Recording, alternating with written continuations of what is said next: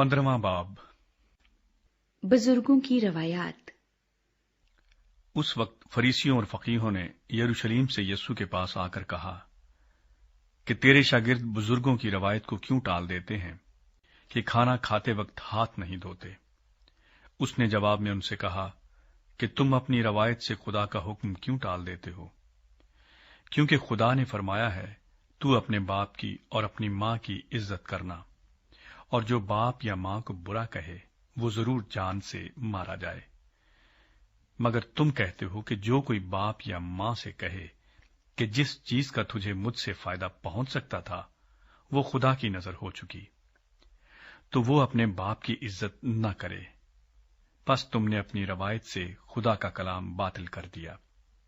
अये रियाकारो, यसाया ने तुम्हारे हक में क्या खूब नबूवत की कि ये उम्मत जबान से तो मेरी इज्जत करती है, मगर इनका दिल मुझसे दूर है, और ये बेफायदा मेरी परस्तिश करते हैं, क्योंकि इंसानी अहकाम की तालीम देते हैं। पाकीज़गी का मयार। फिर उसने लोगों को पास बुलाकर उनसे कहा कि सुनो और समझो, जो चीज मुंह में जाती है वो आदमी को नापाक नहीं करती, मगर जो मुंह से निकलती है वही आदमी को नापाक करती है। इस पर शागिर्दों ने उसके पास आकर कहा, क्या तू जानता है कि फरीसियों ने ये बात सुनकर ठोकर खाई? उसने जवाब में कहा, जो पौधा मेरे आसमानी बाप ने नहीं लगाया जड़ से उखाड़ा जाएगा। उन्हें छोड़ दो, वो अंधे राह बताने वाले हैं, और अगर अंधे को अंधा राह बताएगा तो दोनों गड्ढे में गिरेंगे। पतरस ने जवाब में उससे कहा, ये तमसील हमें समझा दे। उसने कहा, क्या तुम भी अब तक बेसमझ हो? क्या नहीं समझते कि जो कुछ मुंह में जाता है वो पेट में पड़ता और मजबला में फेंका जाता है, मगर जो बातें मुंह से निकलती हैं वो दिल से निकलती हैं, और वही आदमी को नापाक करती हैं। क्योंकि बुरे ख्याल, खूंरेजियां, जनाकारियां, हरामकारियां, चोरियां, झूठी गवाहियां, बदगोइयां दिल ही से निकलती हैं। यही बातें हैं जो आदमी को नापाक करती हैं, मगर बगैर हाथ धोए खाना खाना आदमी को नापाक नहीं करता। एक गैर यहूदी औरत का ईमान।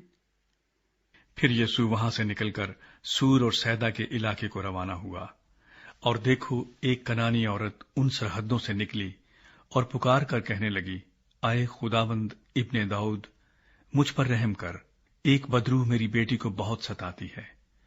मगर उसने उसे कुछ जवाब न दिया, और उसके शागिर्दों ने पास आकर उससे ये अर्ज की कि उसे रुखसत कर दे, क्योंकि वो हमारे पीछे चिल्लाती है। उसने जवाब में कहा कि मैं इस्राएल के घराने की खोई हुई भेड़ों के सिवा और किसी के पास नहीं भेजा गया। मगर उसने आकर उसे सिजदा किया और कहा, अये खुदावंद मेरी मदद कर। उसने जवाब में कहा, लड़कों की रोटी लेकर कुत्तों को डाल देना अच्छा नहीं। उसने कहा, हां खुदावंद, क्योंकि कुत्ते भी उन टुकड़ों में से खाते हैं जो उनके मालिकों की मेज से गिरते हैं। इस पर यीशु ने जवाब में उससे कहा, अये औरत, तेरा ईमान बहुत बड़ा है, जैसा तू चाहती है तेरे लिए वैसा ही हो। और उसकी बेटी ने उसी घड़ी शिफा पाई। तरह तरह की बीमारियों से शिफा। फिर यीशु वहां से चलकर गलील की झील के नजदीक आया और पहाड़ पर चढ़कर वहीं बैठ गया। और एक बड़ी भीड़ लंगड़ों, अंधों, गूंगों, टुंडों और बहुत से और बीमारों को अपने साथ लेकर उसके पास आई, और उनको उसके पांव में डाल दिया, और उसने उन्हें अच्छा कर दिया। चुनांचे जब लोगों ने देखा कि गूंगे बोलते, टुंडे तंदुरुस्त होते और लंगड़े चलते फिरते और अंधे देखते हैं, तो ताज्जुब किया और इस्राएल के खुदा की तमजीद की। 4000 को खाना खिलाना।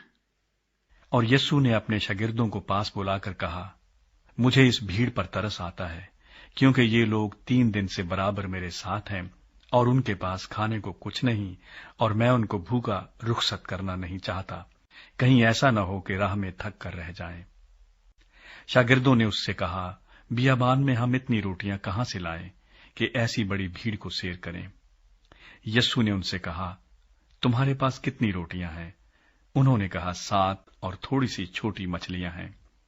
उसने लोगों को हुक्म दिया कि जमीन पर बैठ जाएं, और उन 7 रोटियों और मछलियों को लेकर शुक्र किया और उन्हें तोड़कर शागिर्दों को देता गया, और शागिर्द लोगों को, और सब खाकर सेर हो गए। और बचे हुए टुकड़ों से भरे हुए 7 टोकरे उठाए, और खाने वाले सिवा औरतों और बच्चों के 4000 मर्द थे। फिर वो भीड़ को रुखसत करके कश्ती में सवार हुआ और मगदन की सरहदों में आ गया।